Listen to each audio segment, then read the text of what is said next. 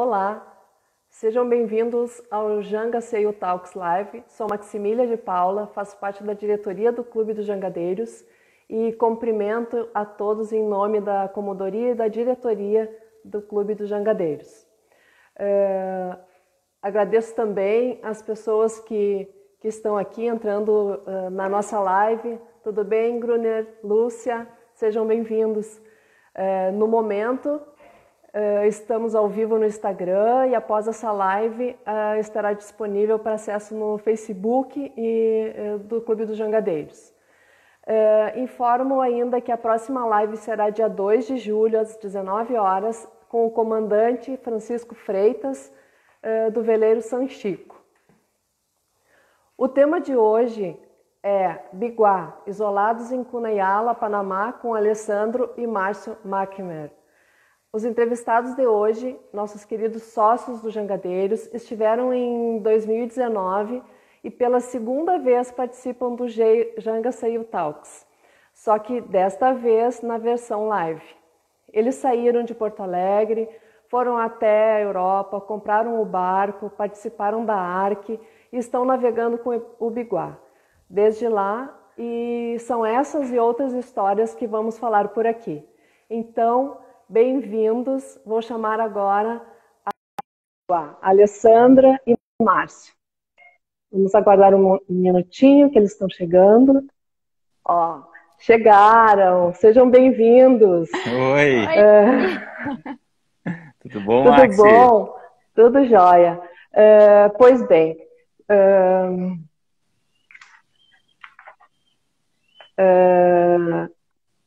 a gente está esperando entrar mais algumas pessoas. Tá bom. Bom, vamos dar início, né? Porque a gente tem tanta coisa para conversar hoje. Tá bom o som, lá. Maxi? Tá ouvindo bem? Tá ótimo o som.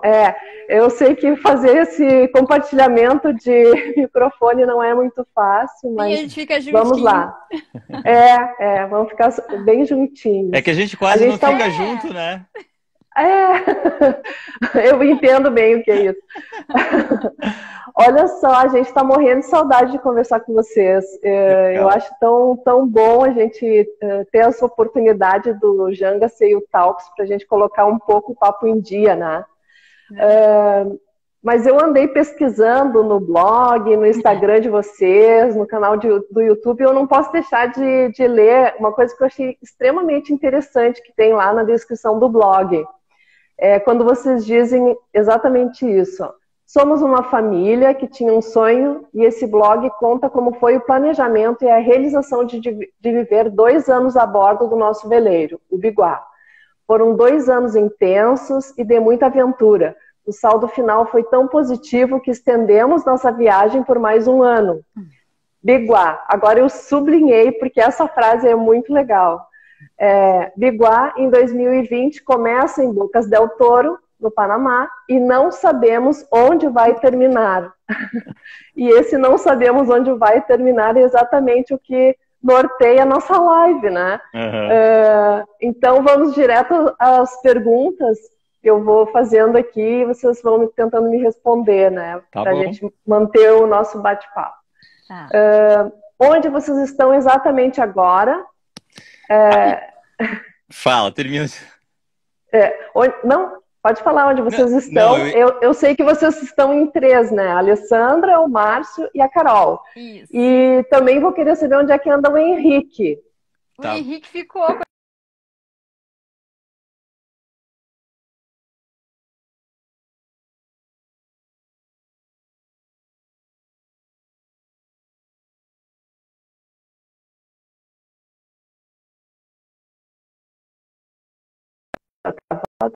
Se é a minha, é a deles.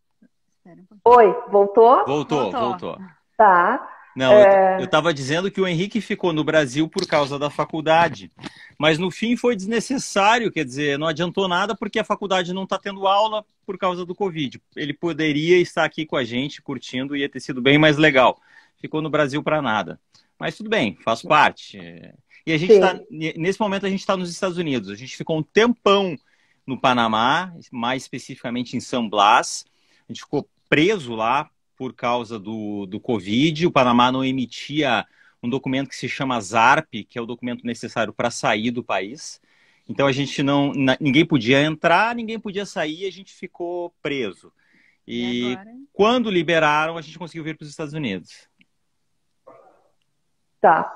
Tu ia falar alguma coisa, Alessandra? Não, eu ia dizer isso. Agora a gente chegou nos Estados Unidos, a gente, na verdade, chegou no dia 31 de maio, mas só agora a gente está se sentindo bem seguro, porque a gente chegou no lugar onde a gente queria, onde a gente não tem risco de furacão, então a gente está bem tranquilo. É que a gente saiu do Panamá, navegou quase 2.000 milhas, né? Não, 2.205. Até aqui, mas até ao sul da Flórida foram quase 2.000 milhas, mas o sul da Flórida é a área de passagem de furacão. E a gente já está dentro da época dos furacões, que começa oficialmente em 1º de junho. Então a gente tinha pressa de subir a costa leste americana o mais rápido possível, até chegar aqui em Chesapeake Bay, a área de Anápolis, onde teoricamente os furacões não passam. E o que estava nos motivando também a ter essa pressa é que esse ano, especificamente esse ano, a temporada está prevista ser muito ativa. Eles estão esperando que seja mais ativa do que o normal, com vários furacões nomeados e tudo. Então a gente queria sair logo dessa região para poder ficar mais tranquilo. Claro.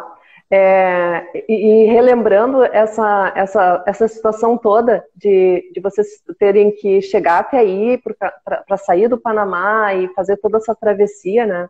Eu fico aqui imaginando dos planos que vocês tinham feito da última vez que vocês estiveram aqui e conversaram com a gente, né? Então vocês tinham planos de aproveitar esse um ano, de aproveitar essa temporada, né? Estava tudo perfeito, planejado, né? Vocês estavam no Caribe, né? Em San Blas, num lugar lindo que todo mundo quer estar, né? É o destino realmente dos sonhos. E aí o mundo parou. Eu gostaria de saber como é que foi que chegou essa notícia do Covid-19 e como que foi o confinamento lá naquela região onde vocês estavam. Nós estávamos em San Blas.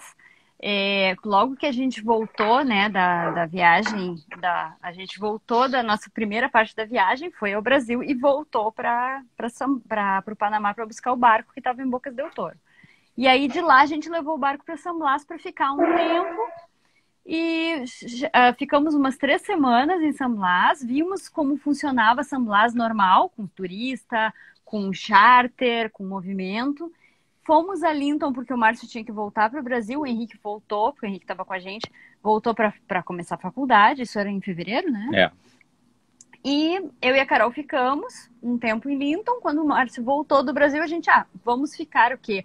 Umas 3 semanas em San Blas e vamos seguir a viagem. Essa era a nossa ideia.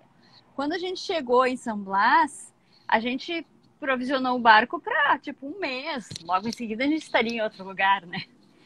Aí começou tudo isso. A gente ficou um tempo em San Blas e daqui a pouco a gente começou a perceber que as coisas iam se modificando. A gente notou assim que ancoragem, por exemplo, onde a gente via que não tinha barco nenhum, uma ancoragem que a gente tinha ido e tinha um barco, tinha 40. Outras ancoragens onde eram cheias de barcos não tinha ninguém. Porque começou as coisas começaram a modificar. Os índios começaram, por exemplo, a colocar bandeiras vermelhas nas ilhas que eram habitadas, e a gente não podia descer nessas ilhas. Né? Os índios que tu fala são os índios, os Kunas. Kunas, isso. Na verdade, San Blas é um território indígena, ele é dentro do Panamá, mas ele tem leis um pouquinho diferentes do Panamá. Eles têm autonomia para administrar, os índios têm autonomia para administrar. Eles têm o que eles chamam de... isso é interessante. Eles têm o que eles chamam de congresso, e que são os índios mais velhos, lá como se fossem os pajés brasileiros, e eles determinam regras, eles determinam quais as ilhas podem ser visitadas, quais não podem, as atividades que podem ser feitas, as atividades que não podem, e o governo panamenho não se mete nisso. E num determinado momento, quando os casos de Covid começaram a aumentar muito no Panamá, eles disseram, ninguém mais entra aqui, ninguém mais sai. Fecharam as ilhas e, inclusive, fecharam a chegada de comida. E esse foi o grande problema. A gente não estava mais conseguindo ser abastecido, porque o abastecimento de comida lá é feito por eles. Eles vêm em canoas com o que eles compram nos supermercados na cidade do Panamá e vendem para os veleiros. Só que eles não tinham mais nada para vender. Isso começou a ficar um pouquinho complicado. É, Entendi. a gente Isso passou por eu gostaria trabalho. de saber como que foi, né, as dificuldades que vocês enfrentaram com o abastecimento e como é que vocês, o mais importante para saber é como é que vocês superaram, como é que vocês foram resolvendo essas situações. E vocês estavam nessas ilhas dos Kunas, que sobre a liberação ou não deles, né, sobre a autoridade deles. Como Na é que foi tudo verdade, isso? Max, os índios sempre nos trataram assim excepcionalmente bem, sempre muito atenciosos, é um povo muito hospitaleiro. E a gente ficava às vezes até com vergonha de dizer que estava em confinamento num lugar tão maravilhoso. A gente acabou fazendo Sim. amizade com os outros barcos que estavam em volta da gente e ficaram sempre os mesmos, numa ilha paradisíaca com água cristalina, com golfinho em volta do barco. Era muito legal, mas tinha alguns problemas, como a comida, como Sim. o suprimento de material, de manutenção, isso não existia, até mesmo diesel. A gente tinha uma coisa que é importante, os índios fizeram um grupo de WhatsApp. Então tinha um grupo, São modernos. na verdade tinha dois grupos. Tinha o grupo do que abastecia com comida, então ele informava se ia chegar, se tinham aberto as estradas ou não, se tinha carregamento. E nesse meio tempo eles inventaram 1000 estratégias para tentar abastecer a gente. Assim, coisas mais mirabolantes aconteceram. E tinha um grupo do Congresso. O Congresso tinha um grupo de WhatsApp que ele informava, colocava os decretos oficiais deles, né? Por que tinha fechado a estrada, como é que eram os procedimentos. Então a gente ficava sabendo por ali, pelo grupo de WhatsApp. E assim, coisas simples viraram um problema. Por exemplo, a gente não conseguia gás de cozinha. Era super complicado. A gente não conseguia pagar. Quando chegava a comida, a gente não conseguia pagar, porque uma hora acabou o dinheiro Ninguém vivo. mais tinha dinheiro. Eles não têm cartão, essas coisas, claro que não. A gente não tinha dinheiro vivo para pagar. Aí era um barco emprestando dinheiro para o outro, quem tinha, mas daqui a pouco ninguém mais tinha. No fim, a gente fazia uma compra num valor e transferia de um banco para outro, um valor a maior, para que daí eles nos dessem um troco. Era uma confusão. E assim, o lugar era muito seguro em termos, assim, por exemplo, de contágio, porque a gente estava totalmente isolado, não tinha contato com ninguém, então a chance de contágio era quase nula. Mas tinham outras questões. Se porventura alguém ficasse doente, não tinha acesso a nenhum tipo de assistência médica. Agora, depois que a gente saiu no verão aqui do hemisfério norte, começa uma temporada de raios ali em San Blas, que é um dos lugares do mundo onde cai mais raio. Complicado. Então, assim, era uma segurança, mas uma segurança relativa. Estava na hora de sair. Sim. Eu ia até perguntar, né, o que mudou mesmo na vida a bordo, porque a vida do cruzeirista já é uma vida de isolamento, né? Ela já é de confinamento. Mas, claro, vocês enfrentaram também desafios, como a gente também enfrentou, quem está na terra, quem não está navegando. Vocês tiveram vários desafios de estar num lugar paradisíaco e não ter o abastecimento, não ter o dinheiro em espécie, como vocês falaram, né? Eu vi um post no Instagram que eu achei maravilhoso, do Veleiro Biguá. Sigam o Biguá no Instagram. San Blas, Islas Gunayala. A liberdade, vocês escreveram, a liberdade é a possibilidade do isolamento. Se te é impossível viver, só não seja escravo. Eu achei fantástico. Mudando um pouco de assunto, em relação às marinas da região ou dos países que vocês passaram, ou então as marinas onde vocês estão aí nos Estados Unidos, como é que está a situação das marinas? Elas estão recebendo veleiro, se pode navegar, já está liberado? Como é que foi isso?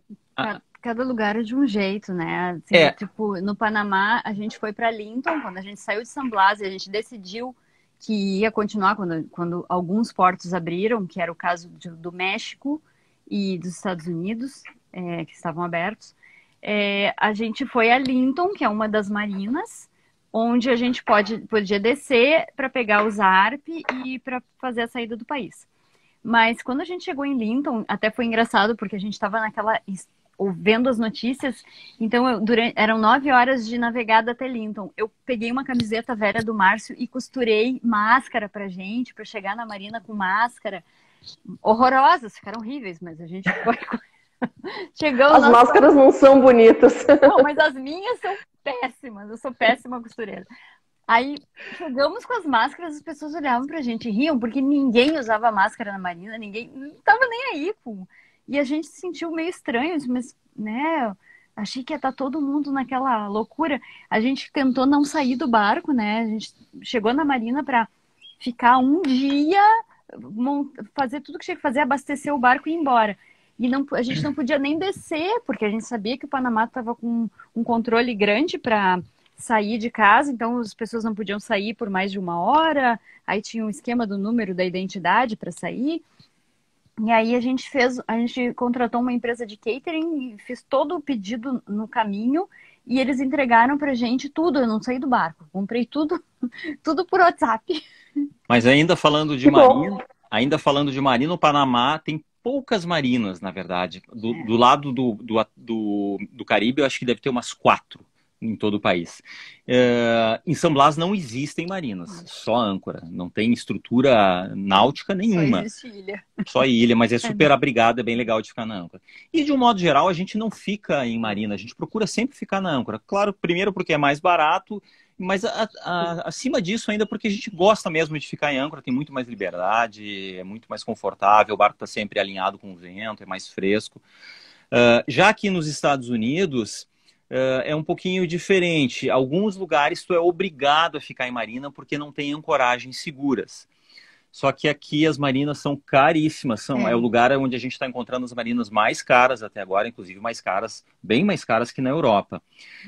Especialmente para catamarã. Eles não têm muita marina para catamarã porque ocupa praticamente 2 vagas, né? Até agora a gente ainda não ficou. A gente está, todos os lugares que a gente parou aqui nos Estados Unidos, a gente parou na âncora. Inclusive agora a gente está num lugar fantástico na âncora aqui. Mas quando a gente chegar para onde a gente está indo na próxima perna agora, que é para Anápolis, lá não tem escapatória. Tem que ficar na marina. E aí a gente fez uma briga para conseguir reservar, porque tem que ser com antecedência.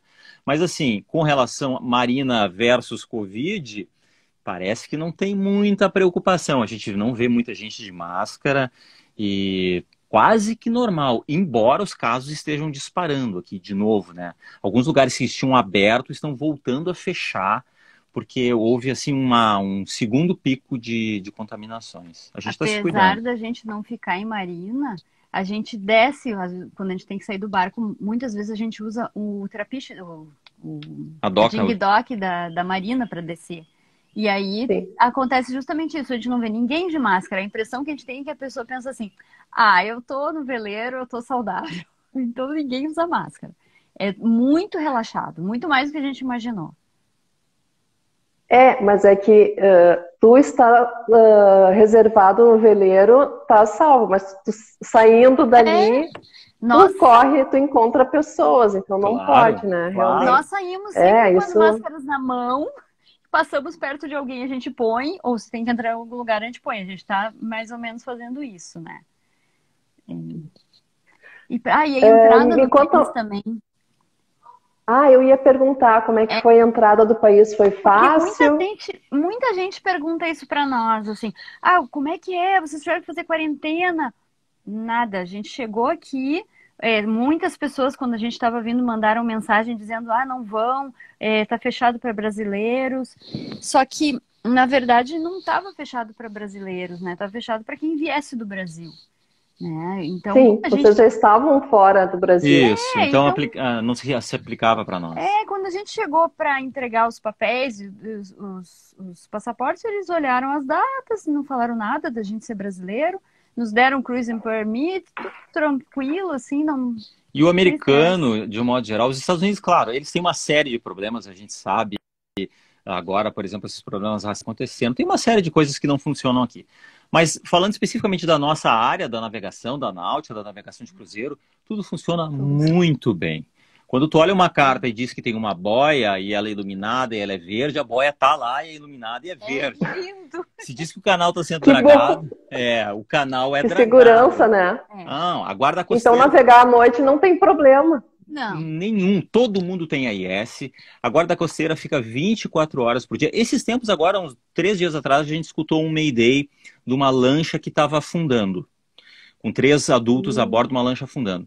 Olha, eu acho que em 15 minutos tinha um helicóptero da guarda costeira resgatando as É pessoas. incrível. Assim, É, tudo funciona. as coisas funcionam, as coisas são fáceis. Todo esse processo, esse trâmite de entrada no país foi muito simples, bem tranquilo. Tá. E quantas milhas vocês fizeram do Panamá até chegar em onde vocês estão? 2.205 a gente contou agora. Quanto tempo de navegada? É porque tem gente que está entrando agora, então, para falar de novo, né? Que vocês fizeram uma grande travessia. A gente Mais fez ou menos uma foram etapa 20 bem... dias, não? a gente fez uma etapa bem longa do Panamá, a gente tocou direto até Miami. Ou seja, a gente cruzou toda a América Central. O Panamá está bem no oeste, bem no sul do Caribe, sudoeste, né? A gente cruzou toda a América Central, a parte norte de Cuba e o início da costa leste americana ali. Isso a gente fez sem parada, uma tocada só. Até porque Deu não uns tinha... 10 dias, né? Deu 10 dias. Não tinha onde parar mesmo, porque os países estavam fechados. Essa etapa foi uns dos nossos amigos Nós amigos espanhóis. da ilha de São Blas. Ah, que bacana! E essa etapa foi longa e o trecho ao norte de Cuba ali foi com vento de proa, mar de proa, foi chatinho. Mas fora isso aí, foi tranquilo, a navegada bacana. A gente escolheu uma janela meteorológica boa, era uma época relativamente boa para fazer isso, então deu tudo certo. E aí, Eu acompanhei no Predict Wind, Sim. quando a Alessandra me mandou o link. Eu adoro ficar acompanhando essas travessias. A gente fica ali na torcida, né? Ah, tá andando, não tá andando. Ó o vento. Isso eu acho maravilhoso poder... Que bom que vocês me passaram esse Que link legal. para acompanhar. Como que está o comércio? Porque assim, quando a gente conversou a primeira vez para fazer essa live, vocês ainda estavam no Panamá. E aí a gente foi adiando a live em função da travessia de vocês, depois em função do comércio estar fechado e não ter o chip do celular. Porque assim, essa dificuldade do chip da internet ou dos dados móveis, para quem está num país só, ou está em casa, ou viaja, eu pego um avião, vou até um determinado lugar, e aí eu tenho um tipo de conexão, ou eu tenho conexão de casa ou de um hotel, enfim. Para quem está no barco, há uma dificuldade grande, porque assim, em cada país que passa tem um tipo de conexão e um tipo de número e tal. A gente estava na Guatemala em janeiro e a gente chegou no Panamá e precisava chamar um Uber e a gente teve que comprar um cartão no Panamá para poder chamar isso. Então, assim, cada país, tu não consegue aproveitar os dados de um lugar para o outro, né? E no Caribe, então, às vezes, é de uma ilha para outra. Como é que tá isso com vocês? Então... conta pra gente como é que é isso. No Caribe acontecia isso de uma ilha para outra, e aí cada vez que a gente chegava numa ilha diferente, a gente tinha que descobrir qual que funcionava lá e como é que era o esquema. E às vezes não valia a pena, porque a gente ia ficar pouco tempo, né? Isso acontecia na Europa, inclusive. Mesmo tendo a Vodafone, que é uma empresa que tem, né, em Portugal, Espanha, a de Portugal, a gente comprava em Portugal, não funcionava na Espanha, tinha que comprar outro, da mesma empresa. Então, isso é sempre uma novela. São duas novelas que a gente tem na vida de cruzeirista que às vezes as pessoas não imaginam. Uma é o negócio do chip do celular, que é uma briga. Não funciona, não tem conexão, é caro, aí troca de lugar, aquele que tu comprou já não está mais funcionando. E outro é o gás de cozinha. Cada lugar usa um tanque diferente, com uma rosca diferente, um sistema diferente, aí eles não recarregam o que tu comprou na ilha anterior ou no país anterior, aí tu fica com aquele liquinho, aquele botijão cheio, mas não funciona, tu não consegue usar no lugar onde tu chegou agora. É sempre meio complicado esse negócio do telefone e do gás. E o negócio do telefone, a gente imaginou, assim, que quando a gente chegasse nos Estados Unidos, internet não seria problema. Ia ter internet em todo lugar, ia ser barato, ia pegar bem, ia ter fantástico. E a gente ficou uma semana sem conseguir nada de internet. A gente não conseguia pegar um Uber. tinha que ir numa praça, não sei aonde, para conseguir um sinal, para poder pegar um Uber para ir no supermercado, depois não tinha como voltar, era um horror. Mas aí também teve um pouco de culpa nossa, a gente já meio macaco velho, mas acabou. A gente primeiro queria comprar um chip que era num valor mais acessível, porque os outros que a gente olhava eram super caros. Aí esse estava com as lojas fechadas por causa do Covid. Aí a gente O comércio está fechado ainda. Algumas coisas. Aí a gente acabou comprando numa Walgreens, uma dessas farmácias, um cartãozinho, botamos no telefone e não funcionava. Era só para voz, não era para dados. Aí depois a gente conseguiu comprar o que funcionava, mas a gente, com esse negócio de ficar sempre em ancoragem, a gente sempre procura ancoragem mais remota, em mais de um lugar, uns 2 ou 3 lugares, não tinha sinal daquela operadora. Então, uma novelinha, mas no fim dá certo. No fim deu certo, vocês chegaram até aí e a gente está conseguindo fazer finalmente a live. Chegou uma pergunta aqui a respeito da navegação ainda, dessa travessia de vocês, tá? A pergunta é, depois de Cuba, não foi um contravento muito forte? Na verdade é o seguinte, o vento predominante aqui no Caribe, nessa época do ano, são os alísios, isso é o ano inteiro, na verdade, né? Sempre do quadrante leste. Até agora, na mudança de estação, que agora está começando o verão aqui, ele muda um pouquinho para sudeste, o que era muito bom para nós, porque nos ajudava a subir em direção ao norte. Quando a gente cruzamos a ponta oeste de Cuba, aí a proa era bem leste, era previsto que a gente fosse encontrar vento de proa, não tinha jeito. A gente acabou tentando pegar uma janela onde o vento fosse fraco, já que era de proa, que fosse fraco, mar calmo. Até foi isso por um tempo, mas depois esse fraco virou 15, acabou virando 20, e aí com 20 nós o mar cresce também. Aí ficou chato, era uma motorada com vento bem de proa. Uma montanha-russa. Catamarã não gosta muito de onda catamarã. de proa. Uhum. Bate. Mas não tinha jeito, era isso aí, a gente acabou enfrentando. Dá-lhe motor, ainda bem que tem 2. Mas também quando a gente E vocês fizeram algumas paradas também, né? Eu lembro que a ideia principal no início seria talvez parar no México, mas aí eu vi que vocês tocaram direto, talvez tocaram direto porque o vento estava favorecendo, né? Não sei se foi isso. 2 coisas. Na verdade, a gente optou por não parar no México porque a gente estava no embalo e ia nos atrasar mais, a gente não queria perder tempo em função da época dos furacões. E também porque tinha uma baixa pressão se formando no México, que depois acabou virando até uma tempestade subtropical que subiu para os Estados Unidos. O tempo ia ficar ruim e ficou ruim, assim, 5 dias depois do que a gente passou. Então a opção de ter seguido direto foi excelente. E a gente gosta de fazer etapa longa, a gente se adapta bem. A gente gosta de travessia. Entender. Apesar do Henrique não estar a bordo, sim. a gente está com um tripulante a menos, a gente coordena os turnos. Deu aí, super certo, nós 3. Deu tranquilo, certo. Foi legal. Que bom, que bom. E durante as travessias e essa ausência de internet, eu sei que a Carol ela faz homeschooling. E aí, como é que ela faz com a internet? Na verdade, vocês mandam as lições, como é que funciona? A escola da Carol não precisa de internet o tempo todo, né? Ela tem material físico, ela tem as tarefas que ela tem que fazer, ela recebe tudo e ela fala muito com os professores, porque é uma escola que tem uma conexão muito grande. Os professores conhecem ela, sabem a história dela, se comunicam diretamente com ela. Ela tem um professor de história, um professor de biologia, um professor de matemática dela, mas não precisa ter essa conexão diária com internet. O que ela precisa é a cada 2 semanas ou a cada 1 semana e meia mandar coisas, tarefas, né, que ela tem, dependendo da matéria, as tarefas que ela tem que mandar. Quando a gente foi sair para a travessia, e essa escola está acostumada com alunos que, né, vivem em veleiro ou que viajam, quando a gente foi sair para a travessia, ela entrou em contato com cada um dos professores e explicou a situação. E ela pensou assim, eles vão me deixar entregar depois. Mas todos eles deram 2 semanas sabáticas para ela. Disseram, não, tu não precisa fazer a aula. E aí ela aproveitou para ler, ela tem vários livros de literatura que ela tem que ler, então ela aproveitou a travessia para isso, para ler os livros que ela tinha que ler, já para ir adiantando, e para fazer alguma outra coisa assim que ela pudesse adiantar. Mas ela não tinha essa cobrança, foi legal. E só um detalhe sobre a internet em travessia, Quando a gente está offshore, sem contato com rede de celular, na verdade a gente tem internet limitada via satélite.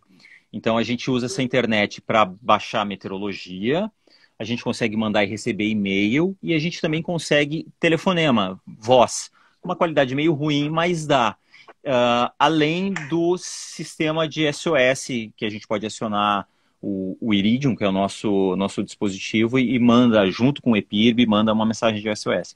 Então a gente tem diariamente atualização meteorológica e e-mail, a gente consegue ficar conectado com o mundo.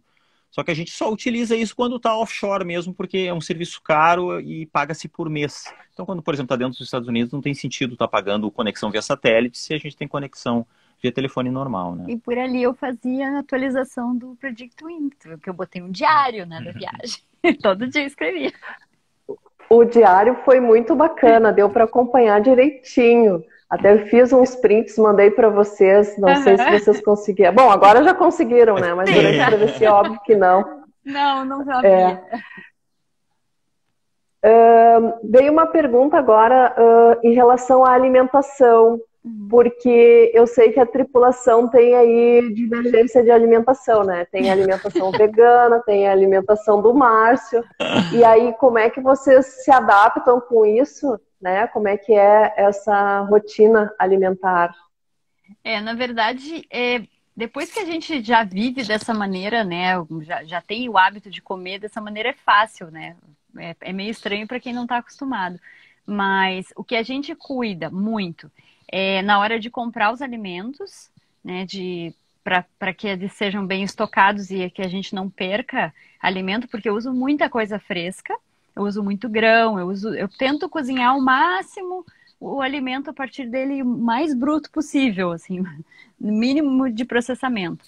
E a gente tenta aproveitar todo o alimento, então fazer a quantidade que a gente vai comer para não ter sobra, para não ter desperdício, e se sobrar alguma coisa, ter como aproveitar. Então eu tô especialista em aproveitamento, né? Ele não gosta muito, né? Porque o Márcio gosta de comer carne. Então a gente faz as exceções, né? Tem carne para ele come carne também. Mas ele come alimentação vegana e o meu bifinho, ou o meu peixinho, ou o franguinho junto com a alimentação vegana. Tá legal. A gente se adaptou bem. Funciona direitinho. Pelo menos... O difícil foi em San Blas, que não tinha nada. Tinha peixe, os índios traziam peixe pra gente. Ele tava bem, ele comia peixe. E eu e a Carol, a gente estava banana. Só tinha banana. Pelo menos ninguém divide o bife contigo, né, Márcio? Não, a carne é tua. É só meu, posso escolher. O pedaço que eu quiser, é todo meu mesmo. O pessoal está perguntando aqui o valor da internet via satélite. A gente tem um pacote. É muito caro, como é que é? A gente tem um pacote do Iridium Go. Se eu não me engano, são 130 euros 30 dias. É dados ilimitados, eu acho que 60 minutos de voz e o serviço de SOS junto com o e-mail.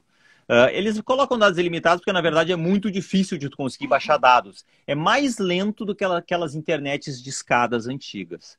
Mas, quando tu tá lá fora e mesmo demorando, vem uma informação meteorológica, é muito legal. Vale a pena, mais do que vale a pena. Eu acho que é essencial isso aí. E é segurança, né? É caro, mas tem o seu valor, tem o valor da segurança. Né? Eu acho que é isso, 130 euros. Tá. Desculpa, te cortei, porque às vezes dá um delay aqui para mim e parece que vocês já falaram e aí que chega a voz. Então, eu peço desculpas. Que é isso? Se eu fiz isso, tá?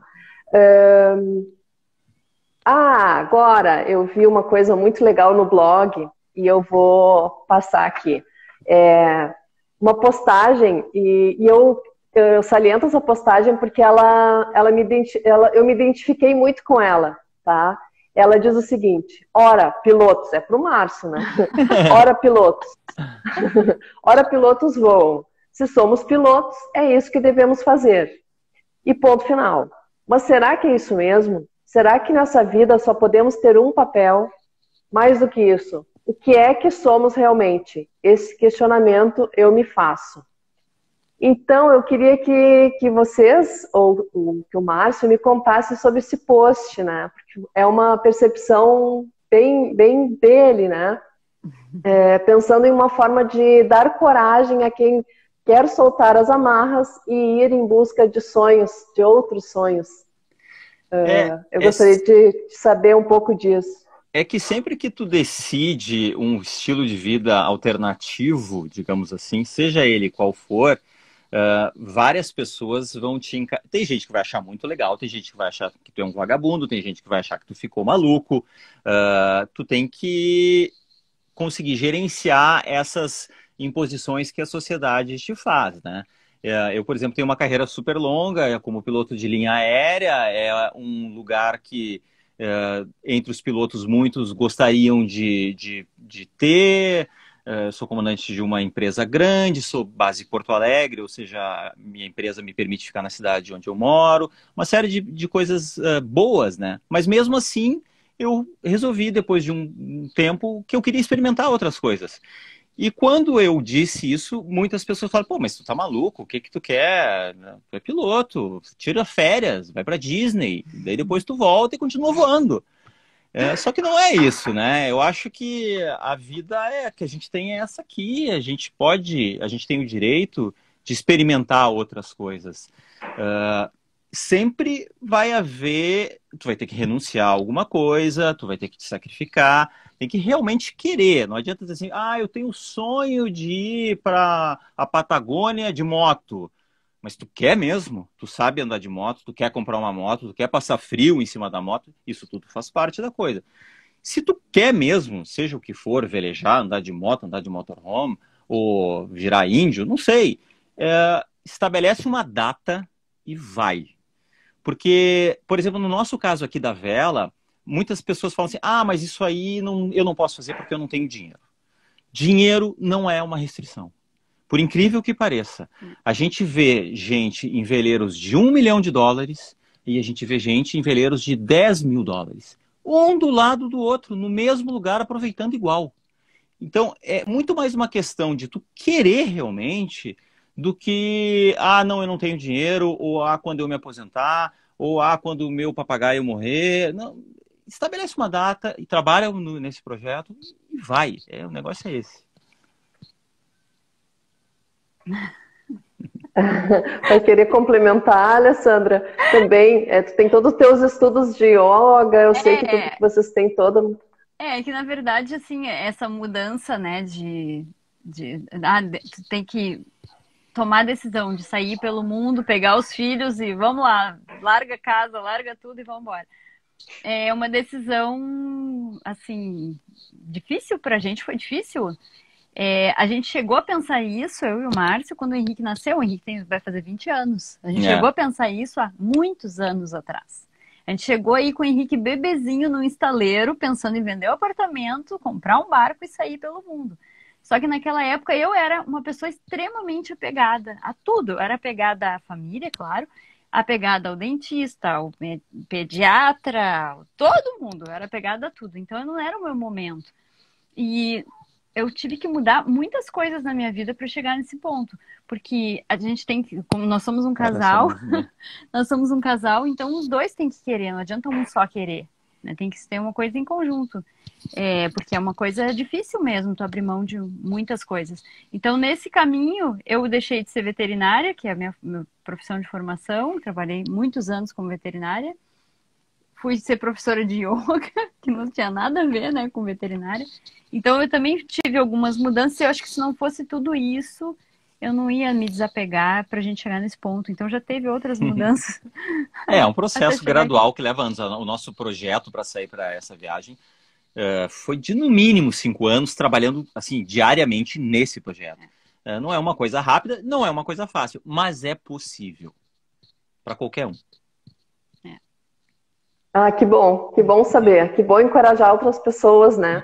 Porque às vezes é o estímulo que falta, ouvir quem já fez isso, quem já soltou as amarras, quem já partiu de uma coisa, de um sonho e superou esse obstáculo e foi adiante, que nem vocês estão fazendo com a família toda. Tá aí a Carol e o Henrique, acho que estão assistindo a gente, né? Vou deixar um beijo para eles também, né? Tu sabe, Max? E eu gostaria de... Oi? Não, uma vez eu estava no Janga e eu encontrei, conheci no Janga o Marçal Secom. Sabe esse cara que já deu 2 voltas ao mundo com Rapunzel? Ele estava em Porto Alegre, Sim. mas de Porto Alegre ele estava aí para ajudar a levar um A barco. gente tem o livro. É, eu também. E ele estava aí para levar um barco para o Rio de Janeiro. Conheci ele aí no Janga. E aí a gente acabou jantando junto e eu já estava, claro, pensando nesse negócio de pedir uma licença do meu emprego e sair pelo mundo, velejando, que nem um maluco. E ele disse assim, mas eu estava super preocupado se depois eu ia conseguir voltar para o emprego, se eu ia ter dinheiro, se eu ia ter tempo, se ia acontecer isso, se ia quebrar, se ia afundar, tudo. E ele disse assim, muito calmo, ele é um cara super tranquilo, ele disse assim, tu tá super preocupado com a saída, com ir, e é fácil, difícil é voltar. E eu tô entendendo hoje o que ele me falou aquela vez. Sim, e aí eu ia perguntar, aproveitar esse gancho, né? Tipo, do voltar ou do que fazer, né? Quais são os planos do Biguá para o futuro? Esquecendo agora, tipo, essa vivência dos últimos meses, né? O que vocês já pensam em fazer, né? Agora vocês chegaram nos Estados Unidos, o barco está aí. Na verdade, é uma coisa engraçada. Antes, a gente tinha muitos planos. A primeira parte da viagem, os primeiros 2 anos, eles foram planejados assim, em cada época do ano onde nós estaríamos, e deu tudo muito certo. Essa segunda fase... Teve Covid, teve um monte de coisa no meio, já virou uma bagunça. A gente vai indo, assim, conforme a onda vai levando, nós estamos indo. Meio que sem planos, assim, Não, né? na verdade é o seguinte, a gente já está na extensão de 1 ano do projeto inicial, né? Então agora a gente tem que voltar para o Brasil por uma série de questões profissionais, as crianças, o Henrique, a nossa casa, tudo, a gente tem um monte de coisa para fazer. Então o projeto agora já que nós estamos aqui nos Estados Unidos com o barco e aqui o mercado é super aquecido e tem uma demanda por esse tipo de barco que a gente está pensando em agora vender o Biguá, voltar para o Brasil, se reorganizar, se preparar e sair de novo. Não sei exatamente em qual prazo, espero que não muito longo, mas a gente se reorganiza e se prepara para daí a gente quer fazer uma viagem um pouquinho diferente, em lugares diferentes, talvez com um barco diferente, mais apropriado para esses lugares diferentes, lugares um pouco mais frios, não sei. Estamos pensando... Ele tá me convencendo, porque eu odeio frio. Eu acho que essa ideia, eu já percebi qual é, e eu acho essa ideia fantástica, porque observar pinguins é uma coisa bem interessante. Vamos ver. A gente está estudando uma série de coisas. É frio. Mas eu acho que esse projeto... É um frio pro norte, assim. Tem frio pro sul, tem frio pro norte também. Vamos ver. E aí, talvez aquela passagem de noroeste, a gente já andou olhando aqui. Eu e o Dieter, a gente é bem... tipo, é um sonho também passar por lá. Vamos ver. Eu já assisti alguns vídeos, então a gente já tem essa vontade. Barco de aço é bom para isso, hein, Max? Muito bom. Quem sabe, né? O novo barco de vocês também possa ser um de aço, né? Um metálico. Vamos ver. Sabe que todo mundo vira metaleiro, né? Eu gostaria de saber, vocês viajaram por vários lugares, vocês fizeram muitas experiências, né? Desde que vocês embarcaram no Biguá e fizeram a travessia e ficaram essa temporada toda por aí. Se vocês têm como dizer assim, tipo, 2 lugares fizeram o maior sentido para nós, a gente se tocou através desse lugar por algum motivo especial, mas um motivo de vocês, porque as impressões de cada pessoa são diferentes em relação a determinados lugares, né? E eu queria saber se vocês podem, cada um de vocês, dizer 1 ou 2 lugares que vocês, assim, achem super especiais. Essa é difícil, viu? Porque a gente já viu tanto lugar fantástico. Mas começo eu, pode ser? Vai. San Blas, que a gente ficou bastante tempo, é incrível. O lugar realmente é um paraíso, a gente adorou. Aqui no Caribe talvez tenha sido o lugar que a gente mais gostou. Com certeza foi. E Bom, aqui, então vou falar os dois últimos. A gente está gostando muito dos Estados Unidos. Os lugares são muito bonitos. É pena que não dá para ver, mas o lugar onde a gente está ancorado aqui é assim, ó. É como se fosse para os gaúchos, como se fosse Gramado com o mar na frente, com os veleiros ancorados na frente das casas. É pinheiros atrás, as casas de madeira. É incrível o lugar. Então, assim, para dizer dois, eu diria agora San Blas e a costa leste dos Estados Unidos. Eu vou falar dos antigos, então. Tá. Tem um lugar que eu gostei muito, que chama Ponza, na Itália. É uma ilhazinha, muita gente não conhece, a gente também não conhecia. Uma ilhazinha onde os romanos iam, e tem até umas termas romanas, umas cisternas, umas coisas lá. E o lugar é muito bonito, uma água linda, uma ilha bem pequena, toda de pedra. É incrível, o lugar é muito bonito mesmo. E o outro lugar é nas Baleares. O pessoal fala muito de Ibiza, mas a gente gostou muito de Menorca, porque Menorca é muito selvagem. Eu achei muito legal Menorca também. Mas tem tanto lugar lindo. Espanha, Providência. a costa espanhola toda, tanto no norte quanto no sul, é linda também. Sim, Ria de Muros. Um monte de lugar. Muito lugar bonito. Difícil. Uns 6. É que vocês também, velejando em família, né? Vocês têm uma situação também com a diferença de idade e com a diferença de gostos, né? Exatamente. Então, provavelmente, o Henrique e a Carol gostam de outras coisas por outra afinidade com os lugares, tem tudo isso, né? Isso afetou a escolha do roteiro, para atender a gregos e troianos, todo mundo indo em lugar que todo mundo gostasse, né? Tentando responder as perguntas que tem aqui, a gente vai ter que voltar um pouquinho para quem chegou agora, né? Querendo saber sobre os índios lá, a tribo lá em San Blas. Estão perguntando como é a segurança e a gestão das tribos indígenas lá em San Blas. Vocês falaram um pouquinho sobre a cordialidade deles e tal, mas o pessoal gostaria de saber um pouquinho mais. Os índios, assim, são muito tranquilos, eles são super amigáveis. A gente diz que a gente aprendeu muito com eles, porque vários lugares do Caribe vinham, às vezes, uma canoa vendendo alguma coisa, em outras ilhas do Caribe, e tu dizia assim, não, obrigada, eles ficavam bravos, assim, xingavam. E os índios não, tudo tá bom. Eles mostram... Na época que a gente foi primeiro, que tinha as molas, porque os índios cunas fazem as molas, né, que são muito famosas, são os tecidos bordados lá que eles fazem. Então eles traziam mola para mostrar pra gente. Eles tiravam assim 50 molas e a gente não comprava, a gente já tinha comprado de outra. Eles mostravam uma por uma com a maior calma e a gente dizia, não, eu já comprei. Então tá bom, e guarda tudo de novo, ninguém te xinga. Super tranquilo. Nunca assim. vimos nenhum deles de cara feia ou agressivo, ou nunca nos sentimos ameaçados de nenhuma forma, sempre super educados. Com relação à segurança... Super corretos, né? Com relação à segurança, o Panamá é um lugar que tem alguns problemas nas cidades maiores. Por exemplo, Linton é um lugar que tem já aconteceram vários assaltos e coisas piores a velejadores.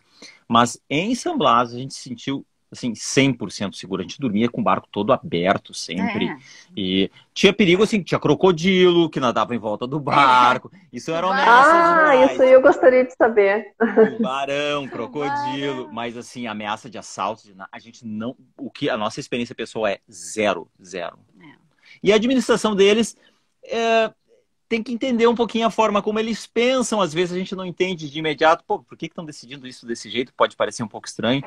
Mas tem que se respeitar, eles estão administrando a região, acho que já faz mais de 100 anos. Um amigo nosso americano, falou assim, olha só, eles estão há mais de 100 anos com isso aqui, não fizeram nada. Graças a Deus! Ainda bem que eles não fizeram nada, tá tudo lá intocado, tudo cuidado e bonito.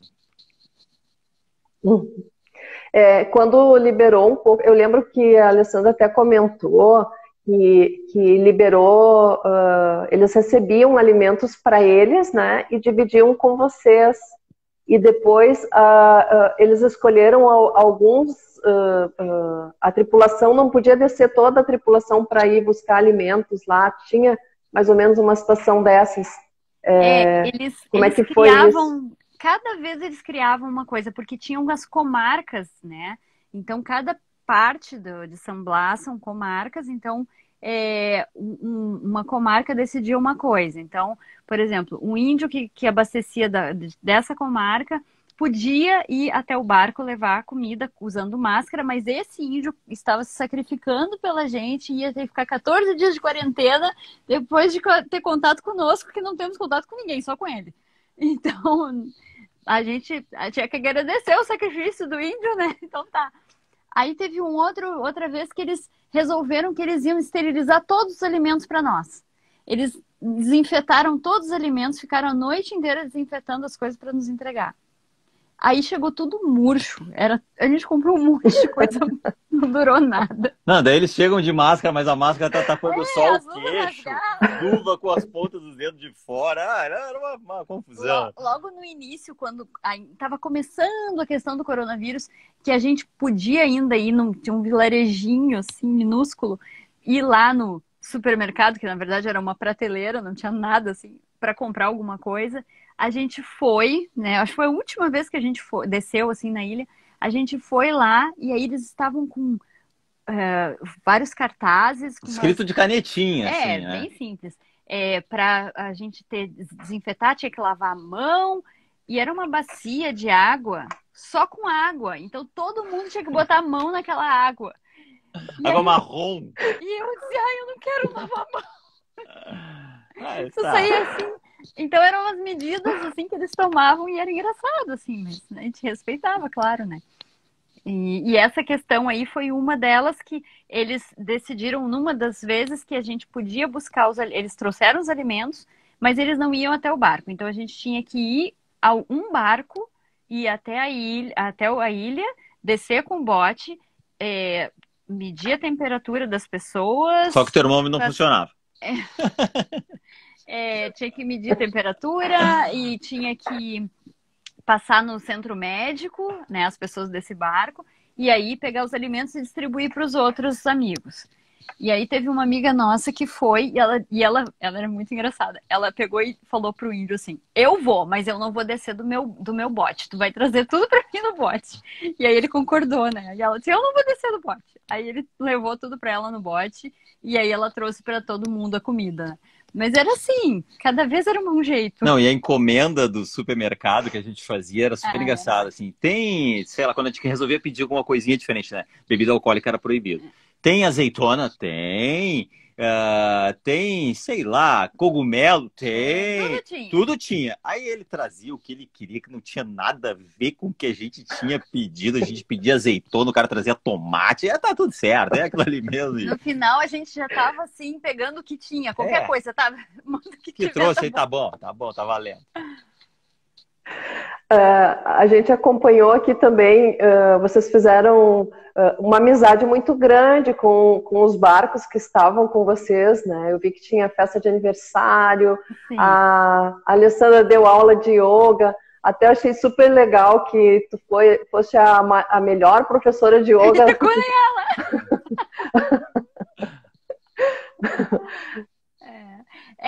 Foi legal porque a gente conversando, eram 6 barcos que ficavam na mesma ancoragem, na frente dessa ilha, e nós começamos a nos conhecer, então eram 6 mulheres, né? Alguns eram casais, outros casais com crianças, mas as mulheres ficaram muito amigas, nós 6. Então nós todos os dias caminhávamos a ilha toda, em volta, tinha 1 quilômetro a ilha, e porque eram todas espanholas, né? E nós arreglávamos os problemas do mundo, consertávamos todos os problemas do mundo. A gente tinha solução para tudo. Então a gente conversava todo dia de manhã. Em portunhol? Em portunhol, né?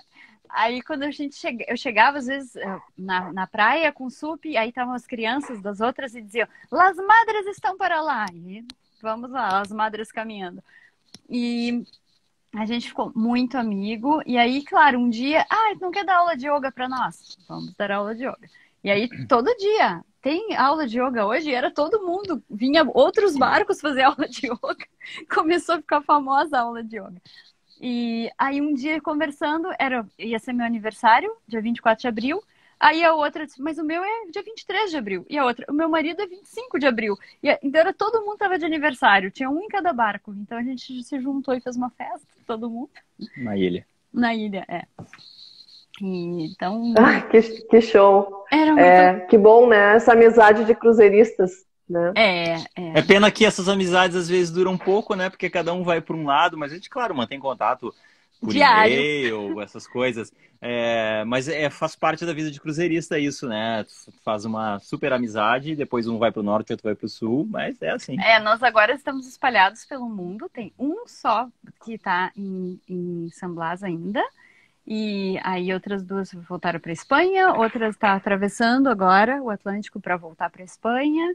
E uma está no Panamá porque ela é panamenha. Então tá todo mundo espalhado. Assim.